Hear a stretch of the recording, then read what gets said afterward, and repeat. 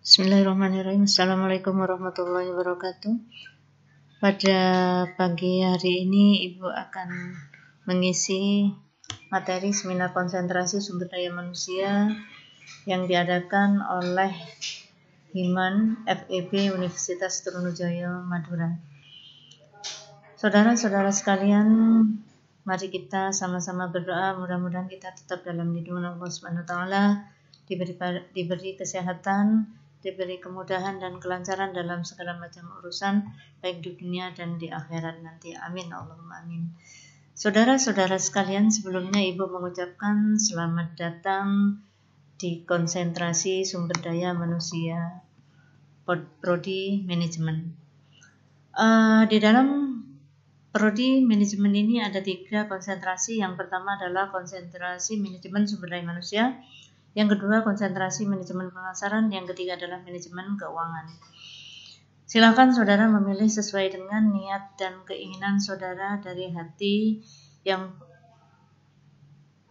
paling sesuai dengan kompetensi Anda dan keinginan Anda dalam memasuki dunia kerja yang akan datang.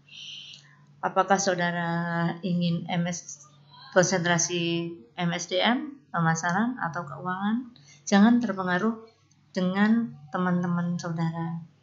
Saudara harus punya prinsip sesuai dengan apa yang diinginkan saudara. Jangan mudah terpengaruh. Saudara-saudara sekalian, kita hidup di era global dan tidak mungkin kita terlepas dari pengaruh eksternal. Karena kita hidup di daerah atau di era AFTA, NAFTA, bahkan APEX. Sehingga kita itu harus bisa menjadi sumber daya manusia yang tangguh, bisa bersaing dengan tenaga kerja asing yang datangnya misalnya dari China, dari Thailand, dari Hong Kong, bahkan dari Jepang, dan lain sebagainya. Oleh karena itu, janganlah saudara itu nantinya hanya menjadi penonton di kandang sendiri dan saudara disepak oleh tenaga kerja asing. Untuk itu, maka Ibu mengajak kepada saudara untuk menjadi sumber daya manusia yang berkualitas.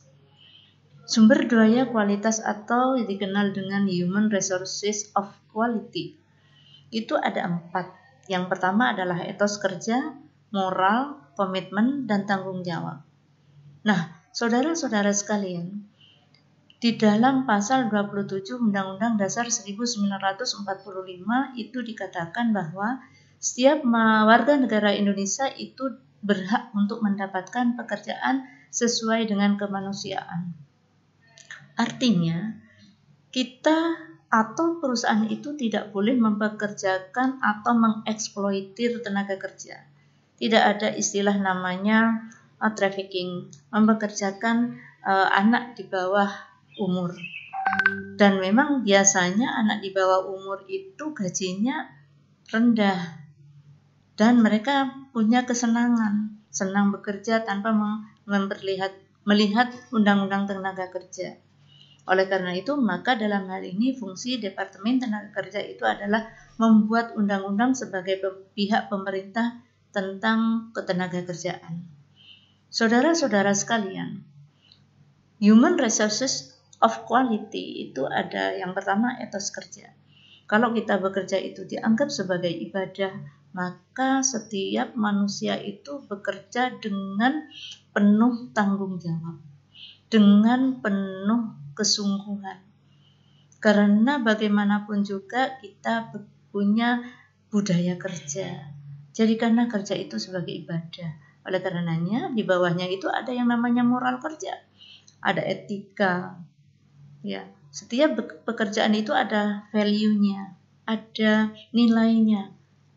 Dan nilai dari suatu pekerjaan itu akan terlihat pada kinerja.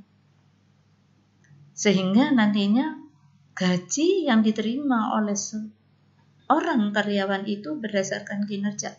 Nah, ini kalau suatu perusahaan menganut yang namanya merit system. Jadi gaji setiap karyawan itu antara yang satu dan lainnya itu tidak sama kecuali gaji tetap ya.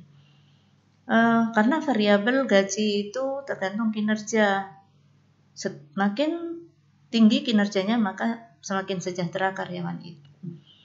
Jadi saudara-saudara pekerja itu harus penuh komitmen, harus penuh dengan tanggung jawab, sehingga kinerja yang saudara peroleh dalam setiap bulannya itu sesuai dengan target dan keinginan dari suatu perusahaan. Nah, itulah yang dinamakan dengan sumber daya manusia yang berkualitas. Nah, saudara-saudara sekalian, di samping itu ada yang namanya di dalam analisa sumber daya manusia, dalam job analysis itu ada yang namanya knowledge, ability, skill, expert, dan other karakteristik. Knowledge itu pendidikan ya, latar belakang pendidikan, background pendidikan, bisa S1, bisa SMA, bisa S2. Bahkan kalau di perusahaan itu jarang yang mengagung-agungkan pendidikan, itu jarang kalau perusahaan itu. Yang diutamakan di perusahaan itu adalah ability, kemampuan, kompetensi, kemampuan diri, skill, expert, other karakteristik, perilaku ini penting sekali. Other karakteristik ini sangat diutamakan karena bagaimanapun juga setiap manusia itu dilihat dari karakternya. Kalau sudah karakternya bagus, dia pasti seperti yang tadi Ibu katakan, dia punya moral kerja, punya komitmen, punya tanggung jawab, dan etos kerja yang tinggi. Itu ciri-ciri daripada orang yang ini nilainya sangat tinggi, ada karakteristik ini.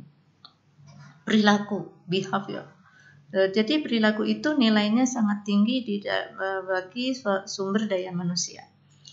Jadi harapan daripada kita semua itu mempunyai konten, knowledge, ability, skill, expert, dan ada karakteristik. Siapa yang tidak ingin? Ayo coba. Sehingga dalam hal ini, saudara ini dimanapun saudara bekerja itu pasti akan diterima kalau sudah punya ciri-ciri semacam itu. Oke. Selanjutnya ini Pak Nugrah akan menjelaskan sedikit, walaupun ini diagramnya agak ruwet, tapi tidak ada yang ruwet di dunia ini apabila kita ingin belajar. Oke. Saudara-saudara sekalian, diagram sumber daya manusia. Kalau kita bicara organisasi itu terdiri dari 2 orang atau lebih yang bekerja sama untuk mencapai suatu tujuan yang di dalamnya harus ada aturan.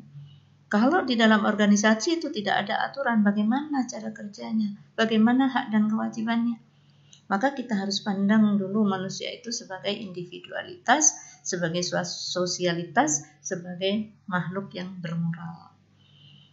Oleh karena itu, jangan terlalu mengagung-agungkan atau memprioritaskan manusia itu orang sebagai individu harus dihargai, tidak. Tidak seperti itu. Kita tidak bisa terlepas manusia sebagai individu, sebagai makhluk sosial, dan sebagai makhluk yang mempunyai moral. Ini masuk di dalam organisasi. Jadi Ibu kembali tadi, organisasi itu terdiri dari 2 manusia, lebih dari 2 manusia bekerja sama untuk mencapai suatu tujuan dengan aturan yang tidak berlakukan. Nah, organisasi itu saudara-saudara ada 2, yaitu pemerintah atau swasta. Pemerintah dan swasta. Kalau kita berbicara pemerintah, maka dia usahanya itu tidak berorientasi pada profit. Karena pemerintah itu di dalam pasal 33 dikatakan mengelola semua yang ada di langit, bumi, dan laut itu dikelola oleh pemerintah sesuai dengan hajat hidup orang banyak, seperti misalnya PDAM, PLN, ya itu perkebunan itu kan dikelola oleh pemerintah.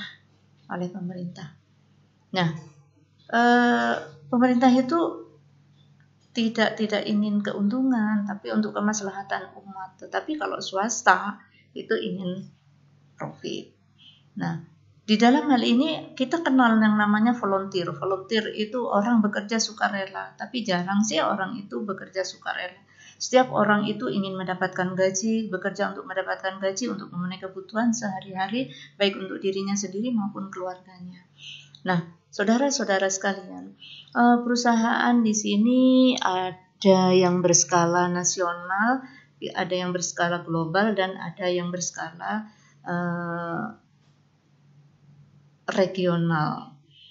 Nah, saudara-saudara sekalian, tentunya sumber daya manusia di sini mengikuti perusahaan di mana dia bekerja, maksudnya kualitasnya, sehingga dapat memenuhi kebutuhan daripada organisasi atau perusahaan. Sehingga dengan demikian maka sumber daya manusia itu dapat mudah mendapatkan atau memasuki kesempatan kerja. Oke, mungkin dari Ibu seperti itu dulu. Apabila ada kekurangannya, mohon maaf, tidak ada gading yang tidak retak. Wabillahi taufiq wal hidayah. Wassalamualaikum warahmatullahi wabarakatuh.